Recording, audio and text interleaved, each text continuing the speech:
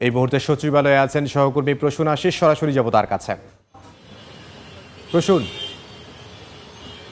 শিক্ষা এবং আইন উপদেষ্টার পদত্যাগের দাবিকে ঘিরে শিক্ষার্থীদের যে আন্দোলনটা শুরু হয়েছিল, সেই আন্দোলনটা মূলত আন্দোলনকে কেন্দ্র করে সচিবালয়ের সামনে এবং সচিবালয়ের ভিতরে দীর্ঘ সময় এক রণক্ষেত্র ছিল। আমরা যদি দেখি যে দুপুর 2টা থেকে এই বিক্ষোভটি শুরু হয়েছিল এবং বিকেল প্রায় 5:30 পর্যন্ত একেবারে পরিস্থিতি রণক্ষেত্রের রূপ নিয়েছিল।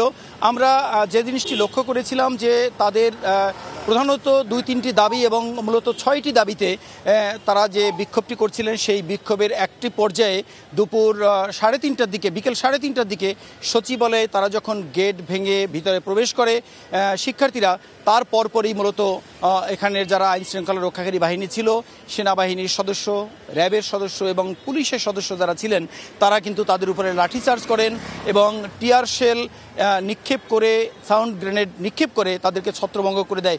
সেই পরিস্থিতি থেকে এখন যদি বলি যে এই মুহূর্তে পরিস্থিতি অনেকটাই স্বাভাবিক হয়েছে, অর্থাৎ সচিবালয়ের সামনে দীর্ঘ সময় যানবাহন চলাচল বন্ধ ছিল, সেটি কিছুক্ষণ আগে সেই যানবাহন চলাচল শুরু করেছে। সচিবালয়ের সামনের পথটি খুলে দিয়েছে, সেটি আমরা দেখতে পাচ্ছি। আর থেমে থেমে কিছুক্ষণ আগে, অর্থাৎ সচিবালয়ের সামনের এই পরিস্থিতি স্বাভাবিক হওয়ার পরেও কিন্তু কিছুক্ষণ আগে যে সচিবালয়ের ঠিক বাঁ পাশে নূর হোসেন চত্বর, যেটি জিপিওর চত্বর বলে আমরা জানি, যেটি সেই চত্বরে কিন্তু ধাওয়া পাল্টা দেওয়া চলছিল শিক্ষার্থীদের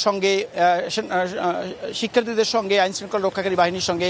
আমরা তখন দেখতে পাচ্ছিলাম যে গুলিস্তানের দিক থেকে এবং স্টেডিয়ামের দিক থেকে এবং পাশাপাশি পল্টনের দিক থেকে, 3টি দিক থেকেই থেমে থেমে শিক্ষার্থীরা আক্রমণ করছিল পুলিশের উপরে এবং পুলিশও ঠিক পাল্টা ধাওয়া দিয়ে এবং লাঠিচার্জ করে টিয়ার শেল নিক্ষেপ করে সেটি নিবৃত করেছে শিক্ষার্থীদেরকে।